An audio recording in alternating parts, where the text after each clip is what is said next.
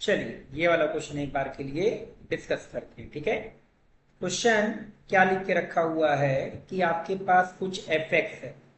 F X is equal to 2 time mod of X plus one minus का mod of X minus one plus 3 time X minus two plus का 2x plus one. देखिए F X के बारे में ना, क्योंकि मुझे याद पता होना चाहिए कि जो y equal to mod x का ग्राफ होता है वो कुछ इस तरीके से ग्राफ बनता है, ठीक है।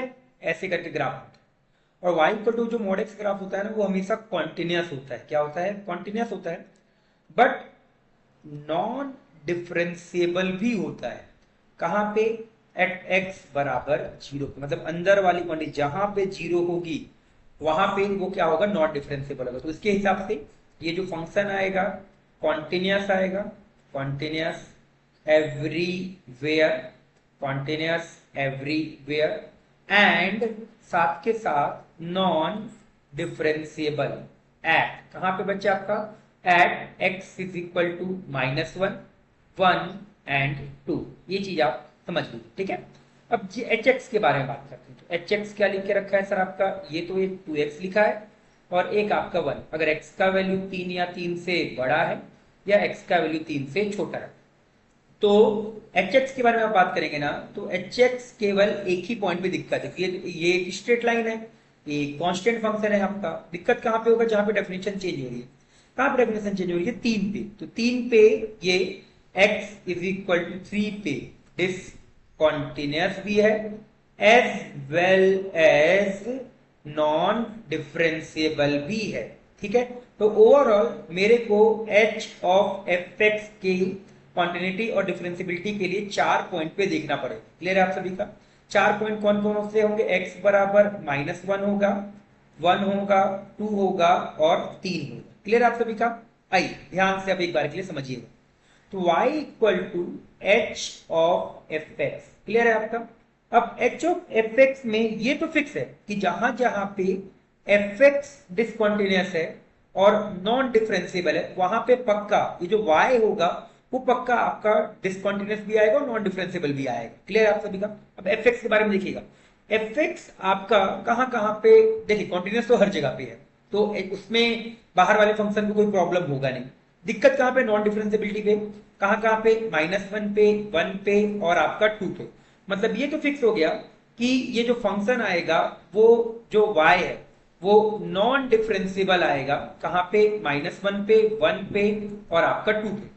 कॉन्टिन्यूस सभी जगह पे। अभी इन 3 पॉइंट पे कॉन्टिन्यूस सारी जगह पे। अभी एक पॉइंट रह गया हमारा, कहां? एट एक्स बराबर 3, ठीक है। तो अब एट एक्स बराबर 3 के लिए हमको पहले ये देखना पड़ेगा कि भाई ये अंदर वाले फंक्शन का जो रेंज है वो 3 आ भी रहा है कि नहीं आ रहा है, क्योंकि 3 पे हमको चेक करना है ना। अगर आप यहाँ पे निकालिएगा, ये जो फंक्शन उन्होंने निकालने को बोला है क्या? y equal to H of F X निकालने को बोला है। तो प्रॉब्लम कहाँ पे? 3 पे है। तो 3 पे ये जो अंदर वाला फंक्शन है, ये जो एफ एक्स है ना, ये 3 वाले पे, ये एट एक्स बराबर 3। तो ये 3, क्योंकि एच एक्स के लिए 3 पे नॉन डिफरेंशिएबल है बच्चे आपका और डिसकंटिन्यूअस है, तो अंदर वाले फंक्शन की वैल्यू 3 आ भी रही है कि नहीं आ रही है, मुझे ये चेक करना पड़ेगा। तो मुझे इसके लिए सबसे पहले एफ एक्स का ग्राफ ड्रॉ करना पड़ेगा। तो अगर आप एफ एक्स की वैल्यू देखिएगा तो 2 टाइम x प्लस वन लिखा है बच्चे आपका, माइनस का x माइनस वन लिखा है बच्चे आपका, और प्लस का 3 टाइम, यहां पे अगर आप गौर करेंगे तो क्या लिख के रखा है आपका? x माइनस टू लिखा है, एंड प्लस का अगर देखेंगे तो आपका यहाँ पे 2x प्लस वन लिखा है, ठीक है। अब आप ना वैल्यू एक बार निकाल के देख लीजिए। अगर इसका ग्राफ ड्रॉ करना हो ना, तो ग्राफ ड्रॉ करने के लिए हम लोग क्या करते हैं? सबसे पहले जो भी पॉइंट्स है जहां जहां पे जीरो है उनको ड्रॉ करिए। तो x बराबर ये 1 आ गया, ये 2 आ गया, यहाँ पे आपका 1 2 हो चुका, यहाँ पे माइनस वन। एक बार 1 और 2 पे वैल्यू निकाल लीजिए। जैसे आपने x बराबर 2 रखा तो 2 रखते ये 0 हो चुका, 2 रखते ये कितना देगा बच्चे आपका? 5 देगा। तो 2 रखते ये 5 दे चुका, ये 2 रखा तो कितना देगा बच्चे आपको? 2 माइनस वन, 1 देगा। तो ये माइनस का 1 आ चुका, यहाँ 2 रखा तो 2 प्लस 1 कितना होता है? 3।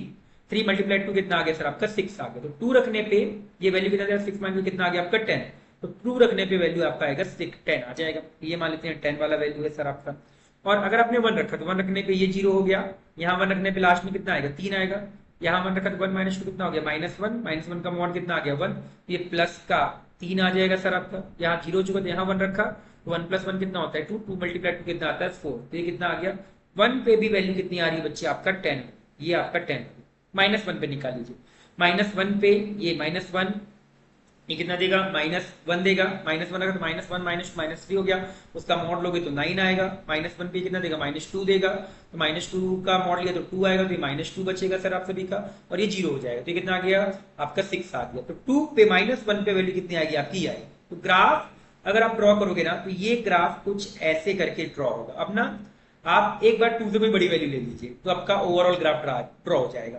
तो 2 से बड़ी वैल्यू आपने 3 ले लिया, तो 3 रखते कितना आएगा 3 + 1 कितना आ गया आपका 4, 4 × 2 कितना आ गया सर आपका 4 × 2 कितना आ गया 8 आ गया, 3 - 1 कितना होता है 2, तो ये माइनस का 2 आ गया, 3 - 2 कितना हो गया 1, तो ये प्लस का 3 आ गया, यहाँ जैसे आपने 3 रखा तो 6 + 1 कितना आ गया 7 आ गया, 7 + 3 कितना आ गया 10, 10 - 6 कितना आ गया 16, तो 3 पे आ गया आपका 16, मतलब ये वैल्यू, तो ये आपका fx का ग्राफ बनेगा। ऐसे आप इधर की एक वैल्यू ले लीजिए -2 वो भी लेंगे तो ग्राफ ऊपर ही जाएगा। क्लियर है?